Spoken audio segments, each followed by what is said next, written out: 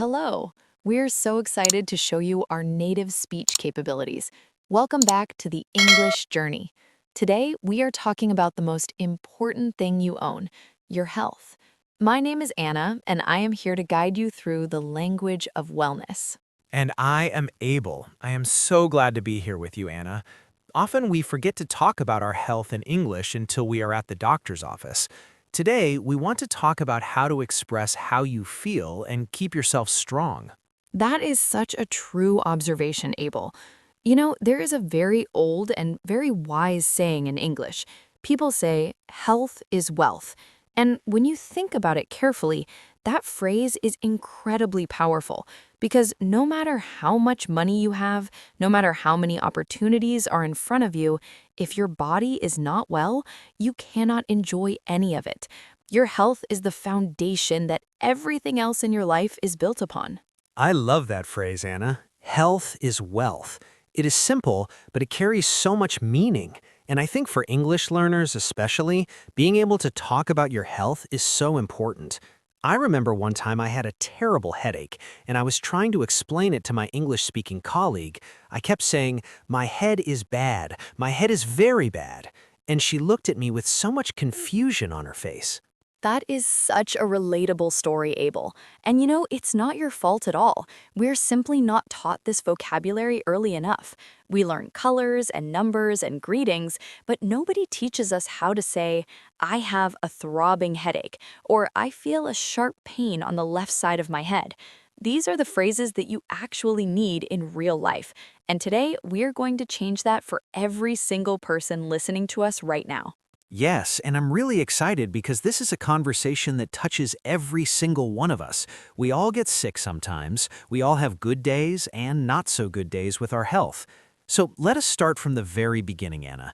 Can you help us understand the difference between some very common illnesses? Because I know that many learners confuse a cold with the flu, and they also use the word fever in a way that is not always correct. Absolutely. And this is one of the most common areas of confusion, not just for English learners, but even for native speakers sometimes. So let us break this down very carefully. A cold, which we sometimes call the common cold, is a viral infection that primarily affects your nose and your throat. The key word here is primarily. The symptoms of a cold are usually mild. You might have a runny nose, which means liquid is coming from your nose. You might have a stuffy nose, which means your nose feels blocked and it is difficult to breathe through it. You might sneeze frequently. You might have a mild sore throat, and you might feel a little tired. But generally, a cold does not stop you from functioning. You can still go to work, you can still do your daily activities, even if you feel a little uncomfortable. That is a great description. So a cold is uncomfortable but manageable. And what about the flu? Because I know the flu sounds similar, but it feels very different. You are exactly right, Abel. The flu, which is short for influenza, is a much more serious illness. And one of the best ways I've ever heard it described is this. Imagine someone offers you $100 to get out of bed and walk across the street. If you have a cold, you will probably say yes and do it. If you have the flu, you will say no and pull the blanket over your head. That's how different the two feel. The flu hits you suddenly and with great force. You will experience a high fever, which can reach 39 or even 40 degrees Celsius. You will have severe body aches, meaning your muscles will feel sore and painful all over your body. You will experience extreme fatigue, which is a more formal word for tiredness. You might have chills, which means your body feels cold and you shiver even when the room is warm, and you will often have a headache that feels very intense. Wow, that example with the $100 is so memorable. I'll never forget the difference between a cold and the flu now. But I want to ask about fever specifically, because I've heard people say, I have a fever, and also, I have a temperature. Are these the same thing? This is such a great question. In everyday English, people use both expressions, and they generally mean the same thing. When someone says, I have a fever, they mean their body temperature is higher than normal. The normal human body temperature is approximately 37 degrees Celsius, or 98.6 degrees Fahrenheit. When your temperature rises above that, your body is telling you that it's fighting an infection. A low-grade fever might be 37.5 or 38 degrees. A high fever would be anything above 39 degrees. Now, I have a temperature is a slightly informal way of saying the same thing. It's used very commonly in British English, so if a British person says, "Oh, she has a temperature," they mean she has a fever. That is so helpful. And I want to practice using these in sentences because I think the vocabulary is one thing, but knowing how to put it into a real conversation is another. So how would I describe my symptoms to a doctor if I had the flu? That's a perfect transition, Abel, because describing your symptoms clearly is one of the most practical skills you will ever need in English. Let's think about this like a small script you can follow. When you see a doctor, they will almost always ask you the same opening question: what brings you in today? Or what seems to be the problem? And from that point, you want to be as specific as possible.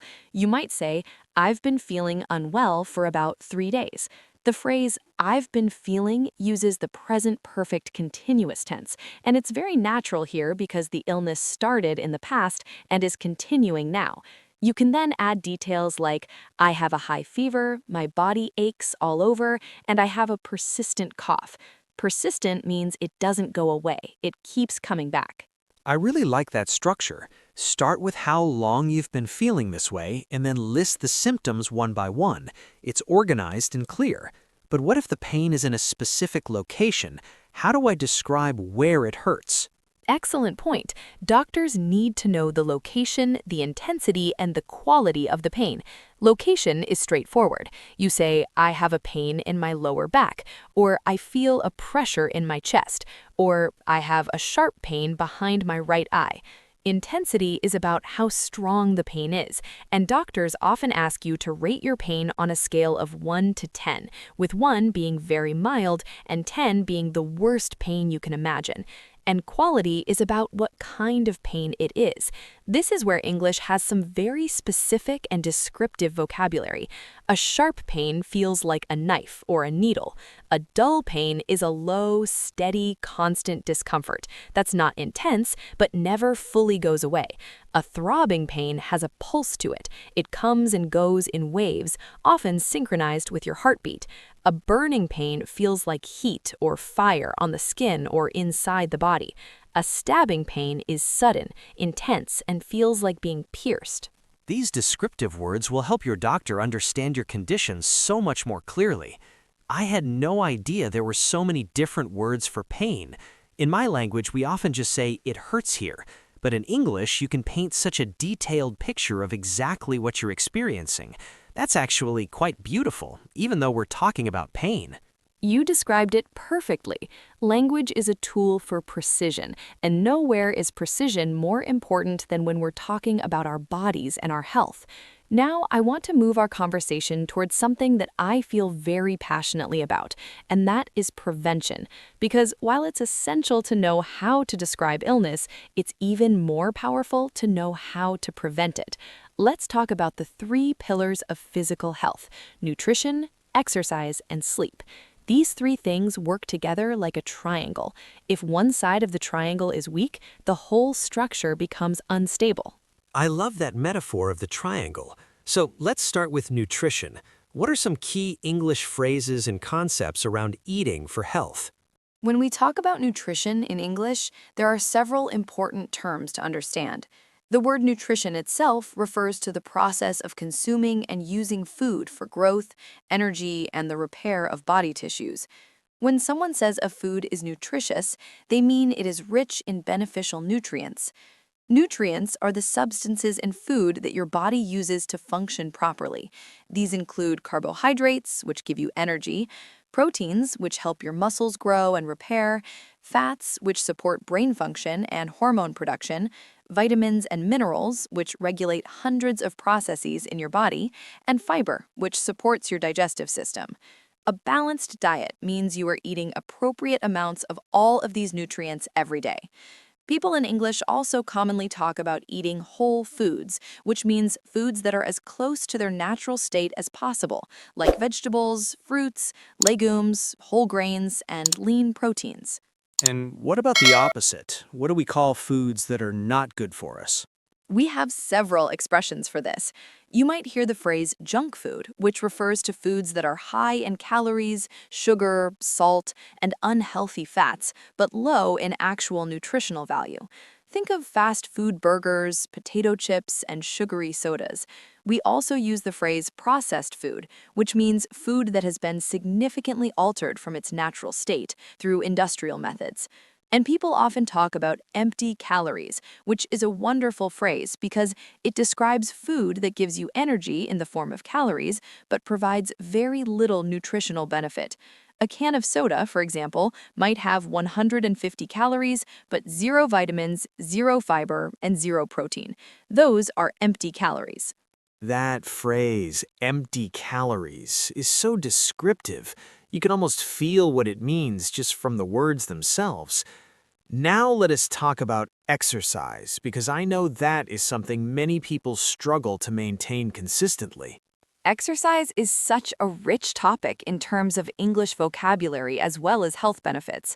First, let us talk about some common ways English speakers describe their exercise habits. You might hear someone say, I work out at the gym 3 times a week. To work out means to do physical exercise, usually structured exercise. You might also hear, I go for a run every morning, or I do yoga in the evenings, or I take a long walk after dinner. These are all ways of saying you engage in regular physical activity. Now, why is exercise so important for health?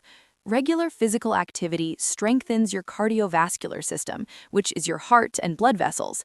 It improves your lung capacity. It builds and maintains muscle mass. It helps regulate your blood sugar levels. It boosts your immune system, meaning it makes your body better at fighting off infections.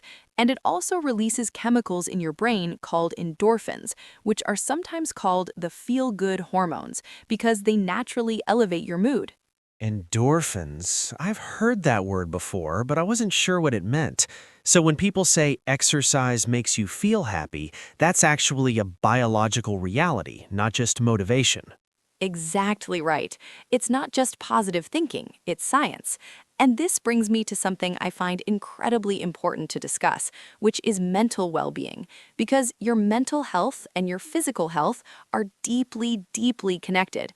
They're not separate systems, they influence each other constantly. When you're under a great deal of stress, your body produces a hormone called cortisol. Small amounts of cortisol are helpful because they help you respond to challenges. But chronic stress, meaning stress that continues for a long time without relief, leads to chronically elevated cortisol levels. And that can weaken your immune system, disrupt your sleep, cause weight gain, and increase your risk of heart disease. That's really sobering to think about. I think many of us, especially people who are working hard to learn a new language, experience a lot of stress. There's the pressure of not understanding, the frustration of making mistakes, the exhaustion of constantly thinking in another language. How do English speakers talk about stress and mental health? This is such an important area of vocabulary, and I'm glad you connected it to language learning because it's absolutely relevant. When someone is under a lot of pressure, they might say, I'm feeling overwhelmed. Overwhelmed means that there is so much happening or so many demands on you that you can't cope with it all. Someone might also say, I'm burned out, which is an informal but very widely used expression that describes a state of complete mental, emotional, and physical exhaustion, usually caused by prolonged stress or overwork.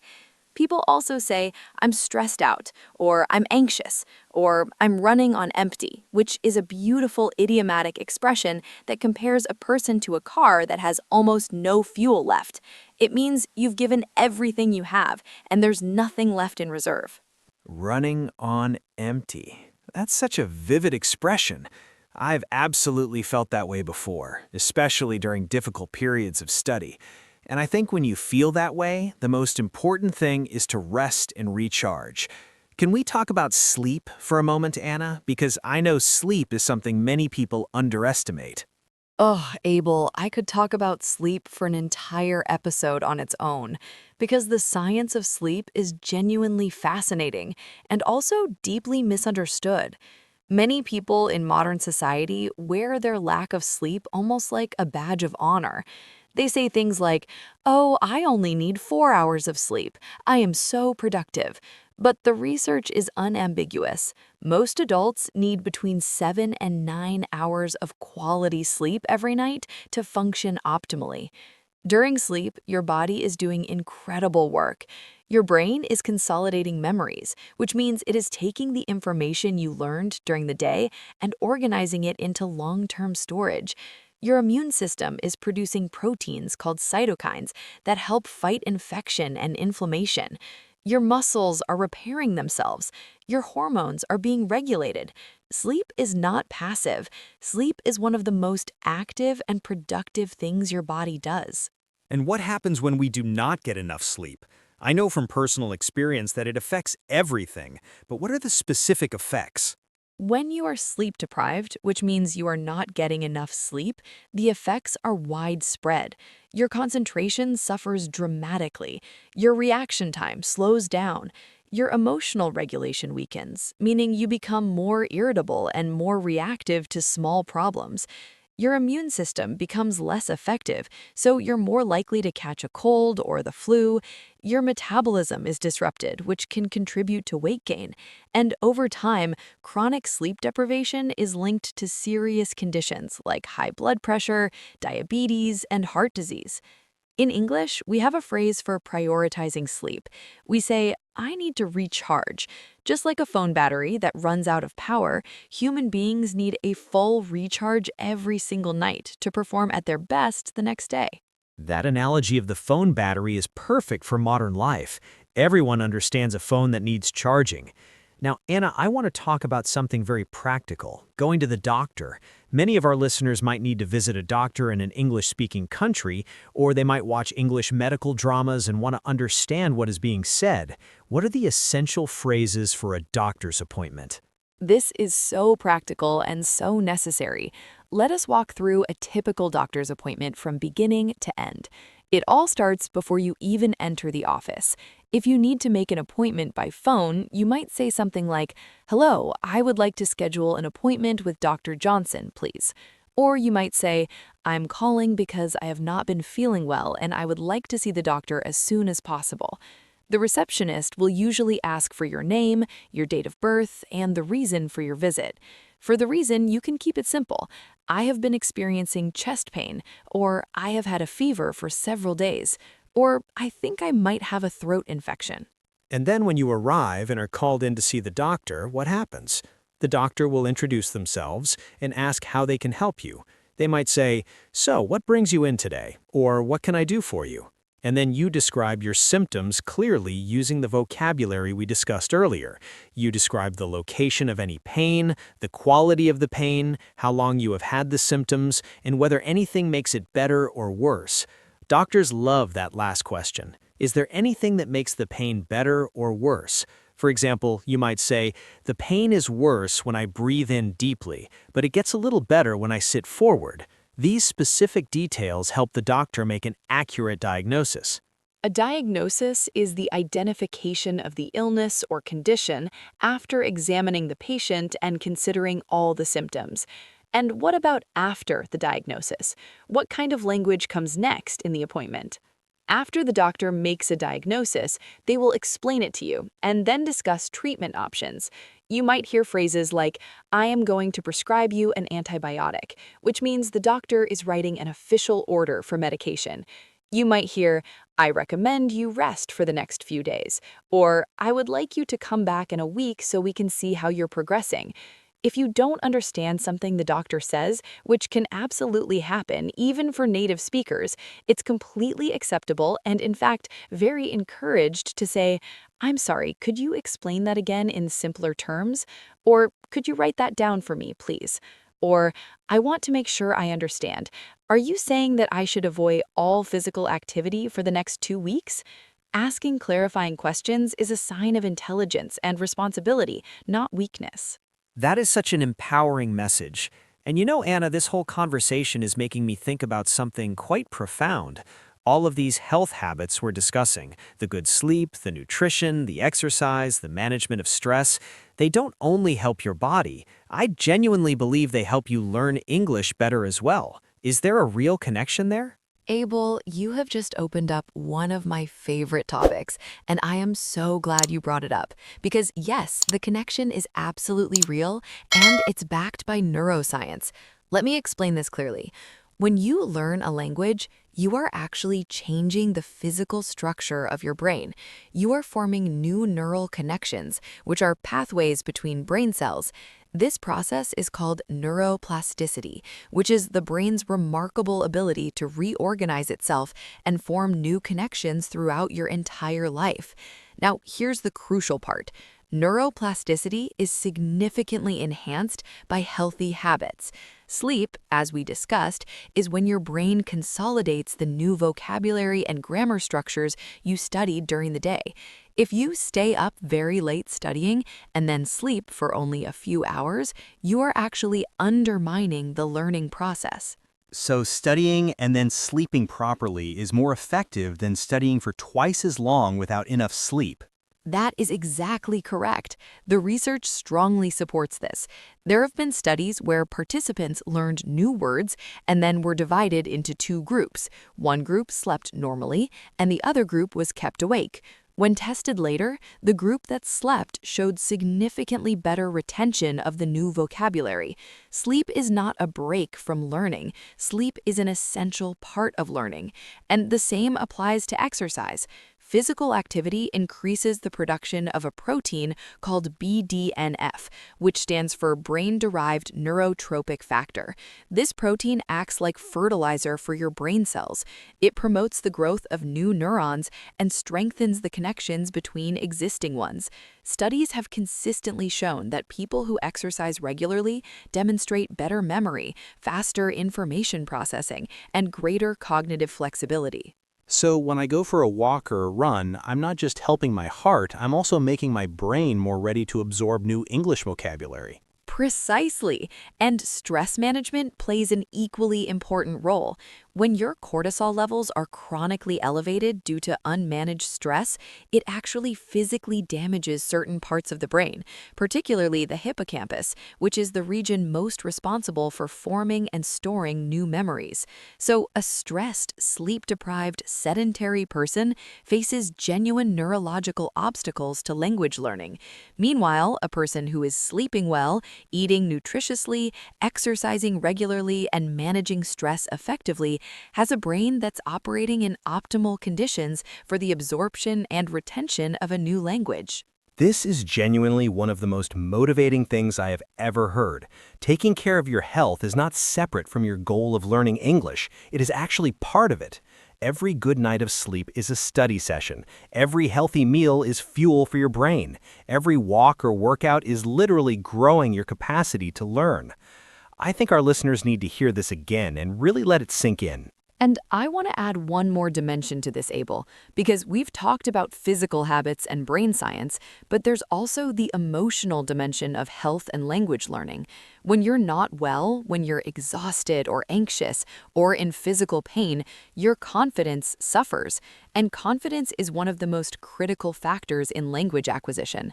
Confident learners take more risks. They speak more. They try new words and phrases. They engage in conversations even when they're not 100% sure they will be correct. And that willingness to engage, to try, to experiment with the language is exactly what accelerates progress. A healthy body supports a confident mind, and a confident mind supports faster language learning. You know, Anna, I came into this conversation thinking we were going to learn vocabulary about headaches and doctor's appointments. And we did learn all of that, but I'm leaving this conversation with something so much bigger. I feel like I've been given a completely new understanding of why health matters. It's not just about feeling good, it's about living fully, about being present, about being capable of pursuing everything you want in life, including becoming fluent in English. And that's the most beautiful way I could have ever hoped for this conversation to land, Abel, because that's truly the message at the heart of everything we discussed today. When we say health is wealth, we don't just mean physical comfort. We mean the totality of your capacity to live, to connect, to grow, and to achieve. Your health is the platform upon which your entire life stands. Every vocabulary word we learn, every symptom we can now describe with precision, every healthy habit we understand a little more deeply, all of it contributes to a version of you that's stronger, more capable, more present, and more connected to the world around you. To every person listening today, I want you to know that learning English and taking care of your health are not two separate journeys. They are one journey, and every step you take towards a healthier, more mindful life is also a step towards a richer, more confident relationship with this language and with the world. And to you, our wonderful listener, remember that your health is not a destination you arrive at. It's a daily practice, a series of small, intentional choices, from drinking a glass of water to choosing sleep over one more episode, to stepping outside for 10 minutes of fresh air, and yes, to choosing to spend time learning and growing in a language that will open doors for you around the world.